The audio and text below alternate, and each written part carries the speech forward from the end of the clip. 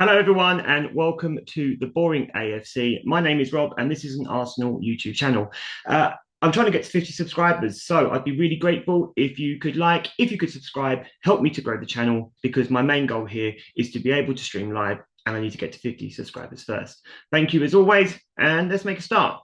So yesterday, Arsenal dropped their annual report, and I had a little look at arsenal.com, which is where I'm referencing this from, and there are five things that I think stood out that are worth talking about, and I'd be interested to hear your thoughts too. These are mine. I haven't got a clue what I'm talking about, but this is just what kind of stands out to me, or five things that I think are important enough that we should at least be talking about. So, as of May 2025, which is when the tax year ended for Arsenal, when Arsenal were submitting their accounts and whatnot, the revenue was up to £691 million, which is up from £616 million the year before, which is a massive growth for the club, which is great news. And it's due to the club performance and the commercial strategy. And so if you're looking at the club performance, they're performing much better overall, but also the relationship with sponsors like Adidas, I think, are obviously proving really good for Arsenal. The player sales at the end of May 2025 were up to 81 million from 52.4 million the year previous. Now, I think it's important that we have to acknowledge something here. You cannot expect the same for this tax year. So when we do our reports for up to 2026, we are not going to have the same outcomes. We just didn't sell. We didn't sell enough players. We didn't sell players of high value, and so you would have to expect that to drop off majorly in the next set of reports. We had poor sales, and I think that this might mean we have to manage our expectations in terms of the next transfer window, and that could mean I've heard people talking about bringing in the likes of Alvarez, Rodgers, Tonali, great players, but they are going to cost great money and great wages. And we just simply haven't sold players that are going to help allow us to do that.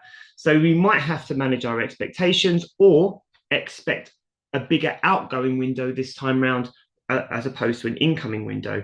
And there are players that have been mooted all season by Arsenal fans as potential outgoings. You have the obvious ones in players like Martinelli, Jesus, even Ben White. And then there are the ones that are probably a little bit more niche where people are calling for the heads of players like Odegaard.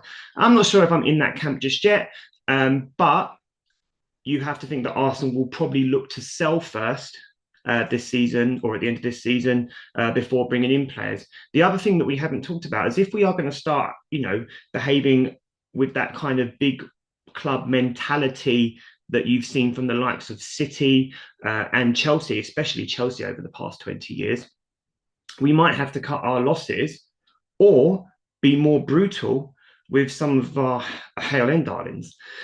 So if you look at the way that City have sold McAtee or Palmer in recent years, and then you only have to look at Chelsea's history of selling academy products to allow the expenditure on bigger name footballers.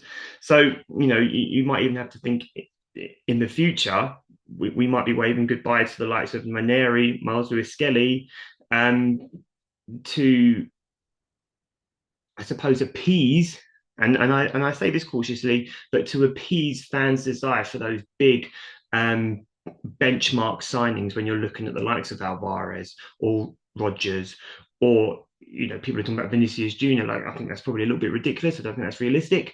But for that to happen, we might have to say goodbye to players that we already adore.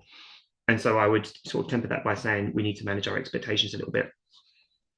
The wage bill, as of at the end of May 2025, increased from 346 million from 327 million, which is quite a big jump. And you have to expect that by the next set of reports, that's going to be even bigger. You've had players like Gabriel sign new contracts. You've had Saka recently sign his new contract. So you have to think that by the end of by the time the next report comes around, that wage bill is going to be even higher. And if you look at the players that we might look to re-sign in that time, and then also bring in potentially, which is why you wouldn't expect anything done to at least July, I would say. Um, that's only going to get bigger. However, um, our wage bill is still much less than Man City's. So I think that we're probably doing okay in terms of our wage bill. And I just want to contextualize that a little bit. There was quite a lot of umming and ahhing about Saka's contract being 300,000 plus a week. Well, you've got players like Gahey and Mamouche earning that at City already. And so I think I think context is important because Saka has been so important to us over the last 5 years. He's earned that contract, whereas you've got players like Gahey and Mamouche who are walking into those contracts at City. And I think that I think over the last 10 years or something like that, I can't remember the exact number, but our wage bill is over £800 million less than Man City's. So, when we talk about how much Arsenal were spending, you have to offset that, I think, against certain wage bills as well. The one that was the other one, sorry, was that the operating costs have risen by 50 million to 250. To 200 million. So they've risen from 150 million to 200 million. And I think that there's a little bit of noise about that, but basically, more revenue equals more activity, which equals more direct costs. So I wouldn't be too stressed out about that. I just think that because Arsenal are doing more, there's more cost to do more. So I think that's not something to be overly worried about, but it might be the reason why we've seen rises in season ticket prices again this year. Hopefully, fingers crossed, they'll be frozen the year after. I mean, for me personally, it doesn't matter because I'm still on the waiting list. Fingers crossed, but I think it's going to be a few years before I even get a whiff of anything. So there's that. And then and the reasons they put for that is basically the Arsenal are doing more.